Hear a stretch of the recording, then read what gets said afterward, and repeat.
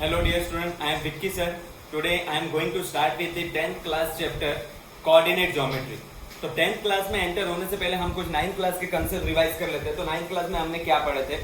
सबसे पहले देख लीजिए, इस तरीके से आपने ये डायग्राम देखा होगा जिसे हम कार्टेशियन प्लेन बोलते थे. अब कार्टेशियन प्लेन मतलब इसमें 2D सिस्टम है. हमारा जो प्लेन होता है वो टू टाइप्स का होता है, पहला 2D and second 3D. 3D में Z एक्सिस ऐड होती है, ठीक है. अब आप देखेंगे तो यहाँ पे सिर्फ हमने x और y एक्सिस पे काम किया, मतलब 2 डायमेंशन पे काम किया, इसलिए इसे 2D कंसेप्ट बोला जाता है, ठीक है. 2D concept. जब आप 11th और 12th क्लास में एंटर करेंगे तो एक और एक्सिस उसमें ऐड हो जाएगी, Z एक्सिस, जिसे 3D कंसेप्ट बोला जाएगा. Now it is the 2D concept, ठीक है. इसलिए दो एक्सिस है हमारे पास. आप लोगों ने ये जो हॉरिजॉन्टल लाइन है इसे x एक्सिस बोलते थे, ठीक है. उसी तरीके से ये जो वर्टिकल लाइन है इसे हम y एक्सिस बोलते हैं, ठीक है. और ये दोनों लाइन जहां पे एक दूसरे को परपेंडिकुलरली इंटरसेक्ट करते हैं उसे हम ओरिजिन बोलते हैं. अब ये परपेंडिकुलर मीट करने की वजह से ये जो हमारा कार्टेशियन प्लेन है ये 4 क्वाड्रेंट्स में डिवाइड हो जाता है. 4 क्वाड्रेंट्स में डिवाइड हो जाता है. तो first quadrant, second quadrant, third quadrant, fourth quadrant, ठीक है. अब इसका जो नेमिंग होता है वो बिल्कुल सिक्वेंशियल होता है. देखिए, फर्स्ट क्वाड्रेंट ये रहेगा, जस्ट उसके लेफ्ट साइड में second quadrant, downward third quadrant and again rightward fourth quadrant. आप इसका नेमिंग चेंज नहीं कर सकते, ठीक है. जैसा आप सोचेंगे कि सर ये फर्स्ट क्वाड्रेंट रहेगा, फिर ये सेकंड देते हैं, फिर ये थर्ड, ये फोर्थ, नहीं देगा, ठीक है. First quadrant this, second this, third this and fourth this. अब इसमें आपको कुछ साइंस दिखाई दे रहे हैं, जैसे यहाँ पे प्लस प्लस, यहाँ पे माइनस प्लस और यहाँ पे माइनस माइनस और ये प्लस माइनस. तो इसके बारे में थोड़ा सा डिटेल और जान लेते हैं थोड़ा. तो सबसे पहले देखिए, इस तरीके से ये हमारा प्लेन है. तो इसमें जैसा आप देखेंगे तो यहाँ पे हमारा जो फोर्थ क्वाड्रेंट, 4 1 2 3 4, ये 4 क्वाड्रेंट से हमारा डिवाइड हो चुका है, ठीक है. तो उसमें सबसे पहले हम फर्स्ट क्वाड्रेंट के बारे में पढ़ रहे हैं, ठीक है. और हमें अभी तक फर्स्ट क्वाड्रेंट ज्यादा पढ़े. आप देखेंगे जैसा आप और आगे देखेंगे तो ट्रिग्नोमेट्री आप पढ़ेंगे तो ट्रिग्नोमेट्री में भी आपको सिर्फ फर्स्ट क्वाड्रेंट पे हमारा वर्क रहेगा, ठीक है. तो सबसे पहले देखिए फर्स्ट क्वाड्रेंट के बारे में हम पढ़ रहे हैं. आप देखिए, ओरिजिन से जब भी आप राइट साइड जाएंगे तो वो रहेगा आपका पॉजिटिव. ओरिजिन से राइट साइड जाएंगे तो पॉजिटिव, ओरिजिन से अपवर्ड जाएंगे तो पॉजिटिव. अप और राइट पॉजिटिव, उसका अपोजिट नेगेटिव, उसका अपोजिट नेगेटिव. मतलब ओरिजिन से राइट पॉजिटिव, ओरिजिन से अपवर्ड पॉजिटिव, फिर उस ओरिजिन का जो राइट साइड था उसका अपोजिट लेफ्ट तो नेगेटिव, ओरिजिन का अपवर्ड था उसका जो अपोजिट रहेगा नेगेटिव, ठीक है. तो ये कंसेप्ट हम ऑलरेडी पढ़ चुके हैं. अब उसको रिवाइज करें 9th क्लास के कुछ कंसेप्ट को. तो सबसे पहले ओरिजिन से राइट साइड पॉजिटिव, ओरिजिन से अपवर्ड पॉजिटिव, तो ओरिजिन से लेफ्टवर्ड नेगेटिव, ओरिजिन से डाउनवर्ड नेगेटिव, ठीक है. तो उसी कंसेप्ट को ध्यान में रखते हुए हमारे क्वाड्रेंट्स को हमने नेमिंग दिया गया. तो सबसे पहले देखिए, फर्स्ट क्वाड्रेंट के बारे में हम जान लेते हैं. फर्स्ट क्वाड्रेंट का साइन आपको प्लस प्लस दिखाई दे रहा होगा. कैसे?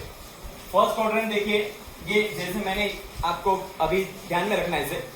तो ये जो एल लेंगे, फर्स्ट एल, यहाँ पे टोटल 4 एल है. एल मतलब परपेंडिकुलर, 4 परपेंडिकुलर है. ये फर्स्ट पे बात करेंगे फर्स्ट क्वाड्रेंट में, फिर ये सेकंड क्वाड्रेंट की बात करेंगे, फिर ये थर्ड क्वाड्रेंट की बात करेंगे और फिर ये फोर्थ क्वाड्रेंट की बात करेंगे. तो सबसे पहले let us discuss about the first quadrant. Okay, तो फर्स्ट क्वाड्रेंट में देखिए प्लस प्लस कैसे है. ओरिजिन से आप कहा गए राइट साइड के, इसलिए ये एक्स एक्सिस. और जब भी आप कोऑर्डिनेट्स लिखेंगे तो कोऑर्डिनेट्स को हमेशा x, y के फॉर्म में लिखा जाता है. मतलब पहले x फिर y, फिर पहले x फिर y, ठीक है. तो सबसे पहले ओरिजिन से राइट साइड के, इसलिए पॉजिटिव, कॉमा मतलब x हमारा पॉजिटिव है. देखिए, ओरिजिन से right side x positive, comma origin से अपवर्ड जा रहे हैं तो पॉजिटिव, इसलिए इसके साइंस क्या रहेंगे, प्लस कॉमा प्लस. अब आते हैं ओरिजिन में वापस. तो ओरिजिन से लेफ्टवर्ड जा रहे हैं, पहले x लिखा जाता है. ओरिजिन से लेफ्टवर्ड जा रहे हैं नेगेटिव, फिर ओरिजिन से अपवर्ड जा रहे हैं तो पॉजिटिव, मतलब लेफ्ट अप माइनस प्लस. फिर आते हैं थर्ड क्वाड्रेंट में. थर्ड क्वाड्रेंट में देखिए, ओरिजिन से लेफ्टवर्ड जा रहे हैं इसलिए x नेगेटिव, ओरिजिन से डाउनवर्ड जा रहे हैं इसलिए नेगेटिव. मतलब थर्ड क्वाड्रेंट के दोनों कोऑर्डिनेट, मतलब दोनों जो एक्सिस के पॉइंट्स है तो वो किस में आएंगे, माइनस कॉमा माइनस. अब आते हैं लास्ट क्वाड्रेंट. लास्ट क्वाड्रेंट है हमारा फोर्थ क्वाड्रेंट. ये ओरिजिन है, ओरिजिन से पहले x के लिए पहले प्रेफरेंस हमेशा x को दिया जाएगा. तो ओरिजिन से राइट साइड पॉजिटिव, ओरिजिन से डाउनवर्ड नेगेटिव, ओरिजिन से डाउनवर्ड नेगेटिव. इस तरीके से आप देखेंगे हमारा जो क्वाड्रेंट्स है उसके साइंस कंसीडर किए जाते हैं. अगर मैं क्वेश्चन पूछता हूं 2,3 in which quadrant does the point 2,3 lie. तो सबसे पहले आपको चेक करना है साइन। अब 2 के आगे कोई साइन नहीं मतलब बाय डिफॉल्ट प्लस है, ठीक है। 3 के आगे कोई साइन नहीं मतलब बाय डिफॉल्ट प्लस है। Plus comma plus, it is in first quadrant, ठीक है। अगर मैं बोलता हूं +2 -3, 2, -3, तो ये आ जाएगा फोर्थ क्वाड्रेंट में, because plus comma minus and plus comma minus belongs to fourth quadrant. फिर आते हैं -5 -6 थर्ड क्वाड्रेंट, -5 + 6 सेकेंड क्वाड्रेंट। इस तरीके से हमने ये ऑलरेडी 9th क्लास में पढ़ चुके हैं, ये हम ऑलरेडी 9th क्लास में पढ़ चुके हैं, ठीक है। चलिए आगे कंटिन्यू करते हैं। आगे अब जो है हमारा 10th क्लास का कंसेप्ट है। अब जो है हमारा 10th क्लास का कंसेप्ट है, तो 10th क्लास का कंसेप्ट हम स्टार्ट कर रहे हैं।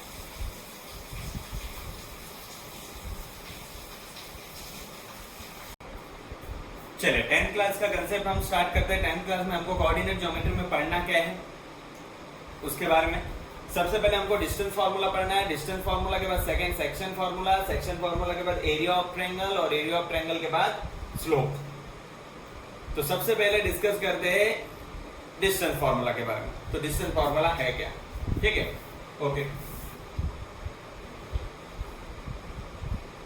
चलिए डिस्टेंस फार्मूला में आप देखेंगे तो डिस्टेंस फार्मूला, डिस्टेंस नाम दिया गया है। डिस्टेंस मतलब किसी दो पॉइंट का डिस्टेंस निकालने के बारे में बोलेगा ये क्वेश्चन, ठीक है। किसी दो पॉइंट का डिस्टेंस आपको निकालना पड़ेगा। एक पॉइंट का बोलेगे तो बिल्कुल वैलिड नहीं है। उसके पीछे का रीजन ये, एक पॉइंट का डिस्टेंस आप कैसे निकालेंगे। अभी मैं ये पॉइंट पे खड़ा हूं तो इसका डिस्टेंस मैं कैसे निकाल पाऊं, नहीं। अगर मैं यहां से किसी सेकंड पॉइंट पे मूव करता हूं तो दोनों के बीच का डिस्टेंस निकालना पॉसिबल है, ठीक है। तो जैसा अभी ये डायग्राम में देखिए, ये एक्स वाई एक्सिस है, हमारा कार्टेशियन प्लेन हम पढ़ चुके। ये ए कोऑर्डिनेट है x1 y1, बी कोऑर्डिनेट है x2 y2, ठीक है। ये यहाँ पे ब्लू मार्किंग किया गया, ये पॉइंट को ब्लू मार्किंग किया गया, और यहाँ से मैंने रेड कलर से उसको कनेक्ट किया, ठीक है, ताकि आपको क्लियरली विजिबल हो कि इस बीच का डिस्टेंस आपको निकालना, ठीक है। ये हमारा डिस्टेंस है। तो ये जो दिख रहा है आपको राइट एंगल, ये क्या, ये बेटा जस्ट प्रोजेक्टेड लाइन्स है। प्रोजेक्टेड लाइन्स प्रोजेक्शन करने के लिए बनाई गई, ठीक है।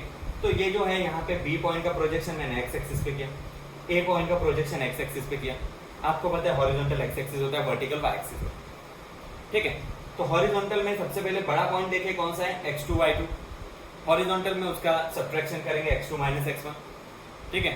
वर्टिकल में हम y एक्सिस पे काम करते हैं, तो वर्टिकल में हम उन दोनों का सब्ट्रैक्शन करेंगे, मतलब y2 - y1। जब भी हॉरिजॉन्टल बोला x2 - x1, वर्टिकल बोला y2 - y1, ओके। अब आते हैं मेन डिस्टेंस फार्मूला की ओर, ठीक है। डिस्टेंस फार्मूला में देखिए सबसे पहले the length of the line segment joining any two points, ठीक है।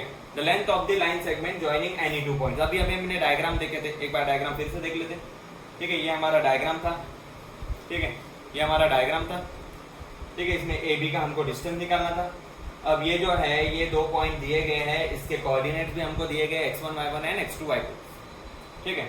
अब डिस्टेंस ऑफ ए बी हमको निकालना है, क्योंकि इसका नाम ए है, इसका नाम बी है, ये पॉइंट का नाम ए है, ये पॉइंट का नाम बी है। तो डिस्टेंस ऑफ ए बी निकालने के लिए फॉर्मूला √, पहले हॉरिजॉन्टल लिखने का x2 - x1 whole square plus y2 - y1 whole square, ये रहेगा हमारा डिस्टेंस फार्मूला। जब भी आपको दो पॉइंट के बीच का डिस्टेंस निकालना रहा, formula use this formula and get the answer, ठीक है।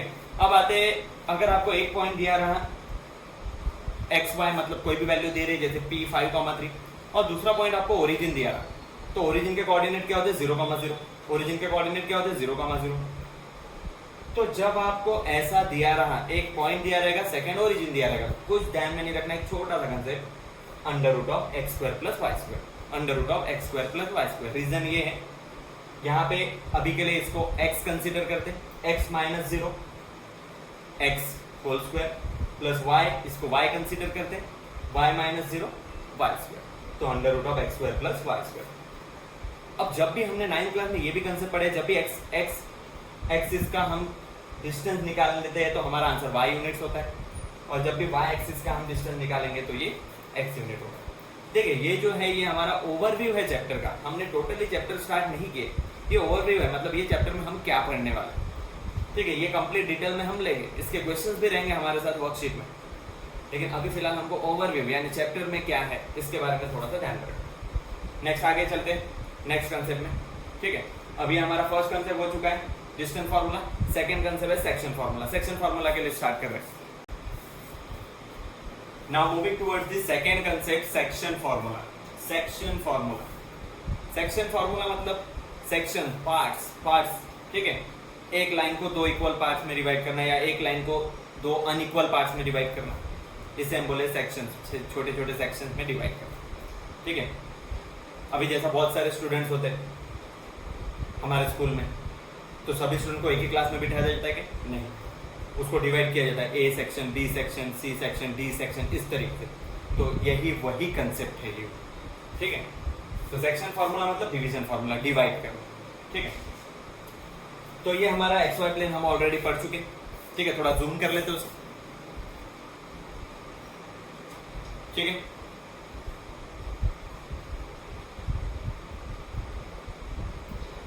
हाँ, ध्यान देंगे सभी। तो यहाँ पे जैसा हमारे ये एक्स वाई प्लेन है, एक्स वाई प्लेन,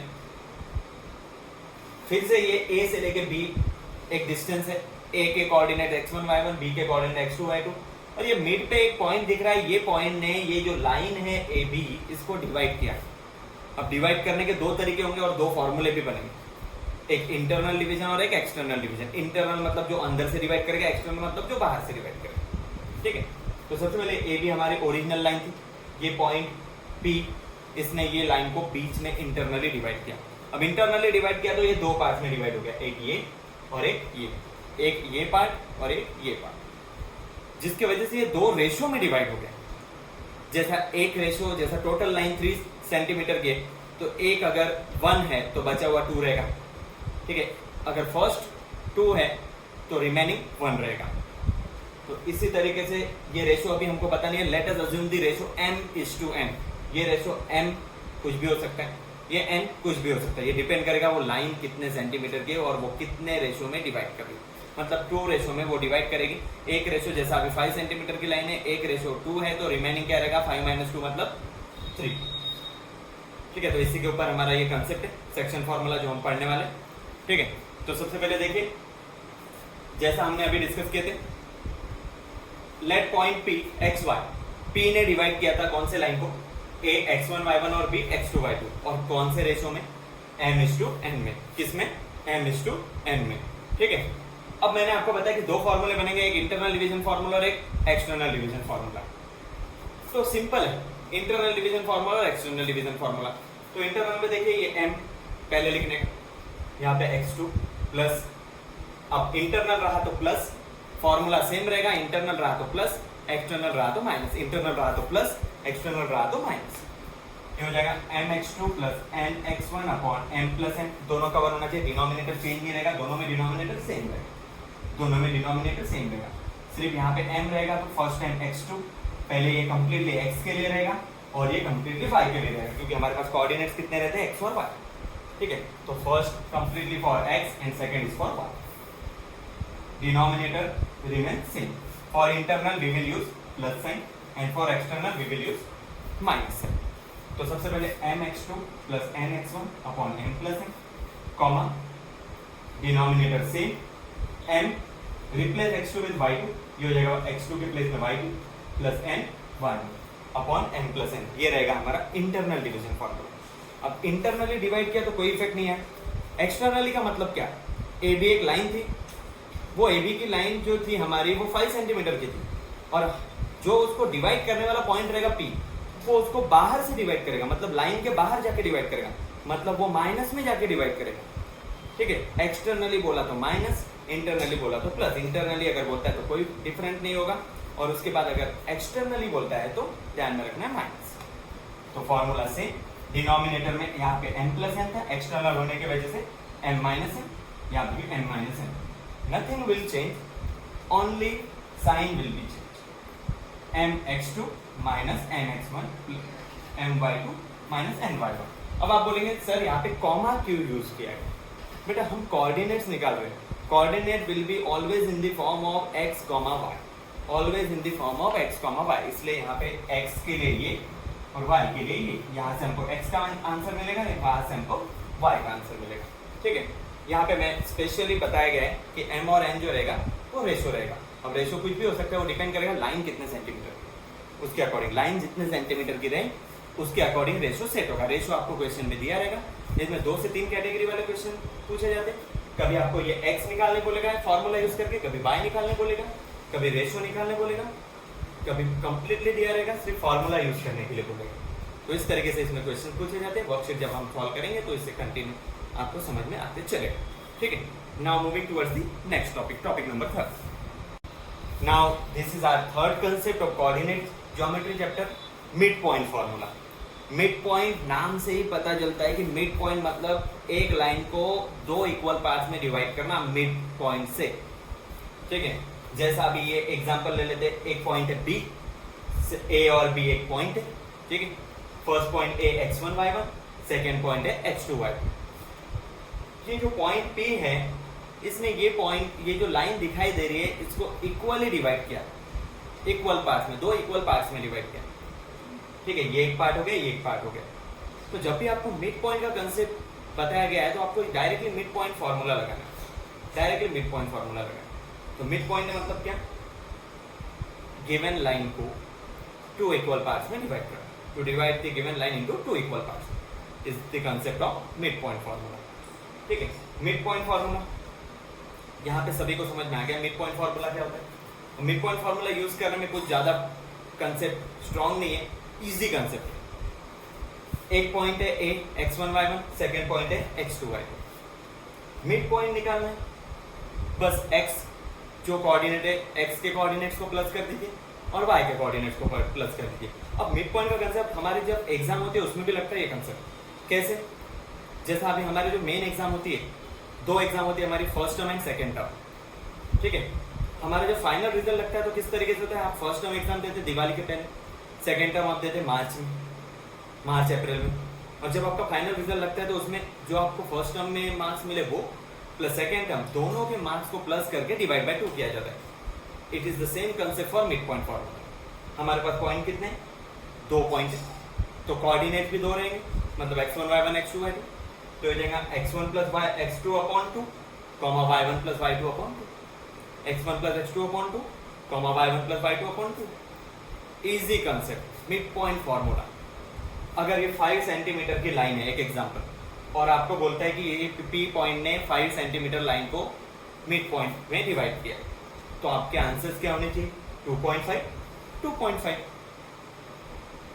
ये रहेगा हमारा मिड पॉइंट फार्मूला, ठीक है। तो मिड पॉइंट फार्मूला का एक वर्डिंग भी हम थोड़ा सा देख लेते हैं, ठीक है। The mid point of A line segment joining the point x1, y1 and x2, y2 is, एक लाइन थी, ये पॉइंट ने उसे डिवाइड किया मिड पॉइंट में, तो उसका फॉर्मूला क्या है, x1 plus x2 upon 2, y1 plus y2 upon 2।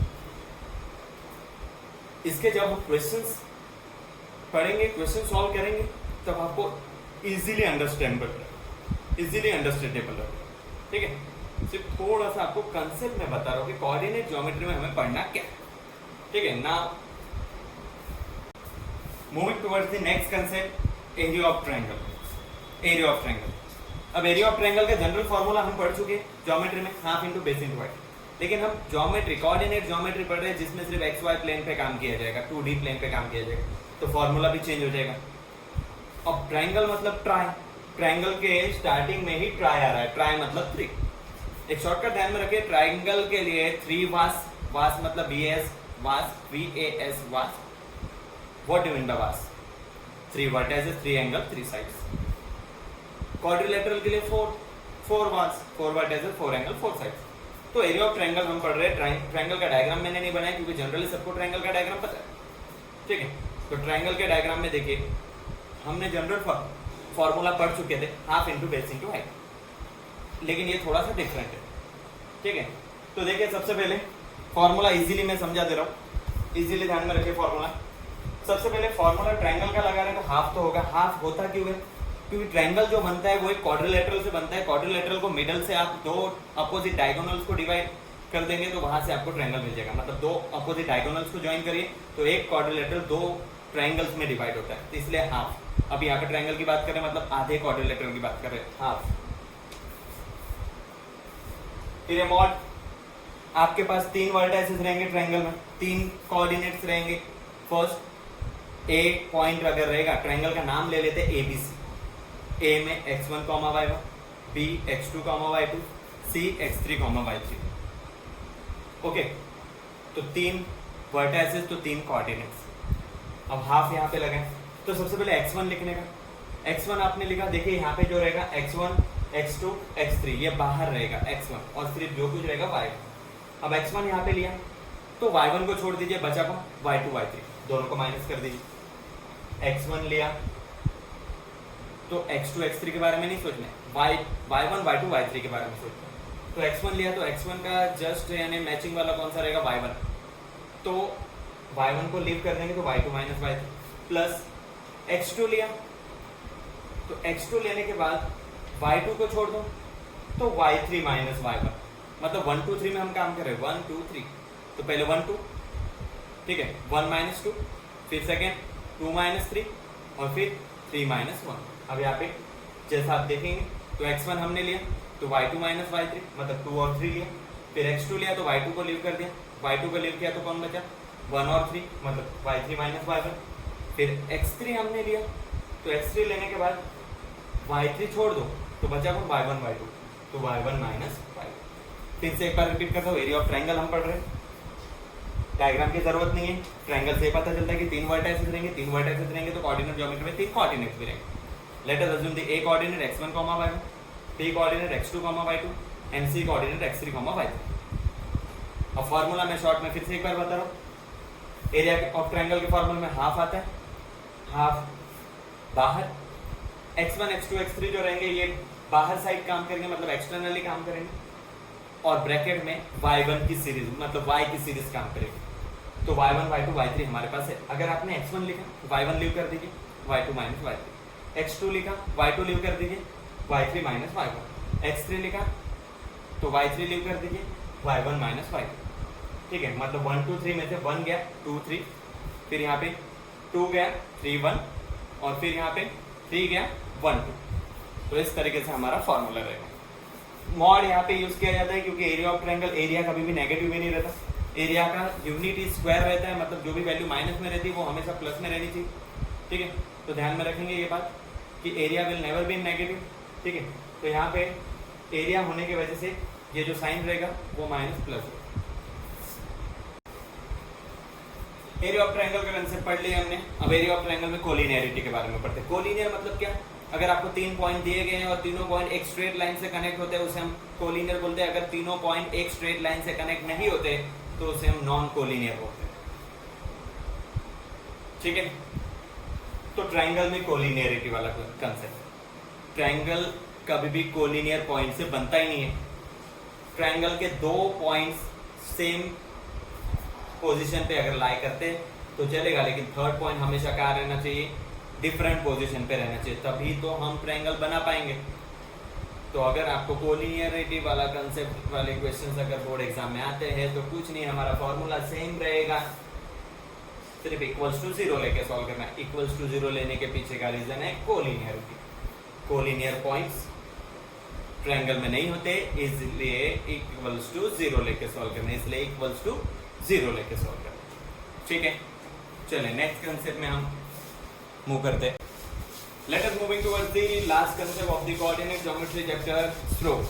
Slope मतलब क्या, स्लोप मतलब inclination with respect to X axis. Inclination मतलब कोई कितने भी डिग्री पे अगर लाइन इंक्लाइन होती है चलेगा, एक्सेप्ट एक्स एक्सिस के। एक्स एक्सिस पे इंक्लिनेशन 0 होता है, वाई एक्सिस पे इंक्लिनेशन 90 डिग्री होता है। एक्स एक्सिस पे 0, वाई एक्सिस पे 90 डिग्री। ठीक है, क्योंकि एक्स एक्सिस पे देखिए कोई एंगल ही नहीं बना, अगर कोई एंगल ही नहीं बना तो इंक्लिनेशन भी नहीं रहेगा। ठीक है, और वाई एक्सिस पे angle with respect to X axis, हमेशा हमको with respect to X axis उसको मेजर करना है। तो with respect to X axis Y का इंक्लिनेशन कितना रहेगा, 90 डिग्री।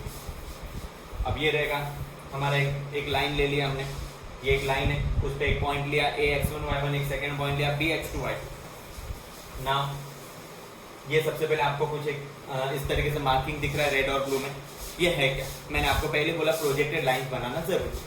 तो यहाँ पे मैंने ये 2 पॉइंट को इस तरीके से कनेक्ट किया, इसको आप डाउनवर्ड भी कनेक्ट कर सकते हैं, कोई चेंज नहीं चलेगा। ठीक है, तो इसको आप अभी फिलहाल अपवर्ड किए, इसको आप डाउनवर्ड भी कर सकते हैं। तो ये x1 y1 और x2 y2 इसके 2 पॉइंट्स हैं।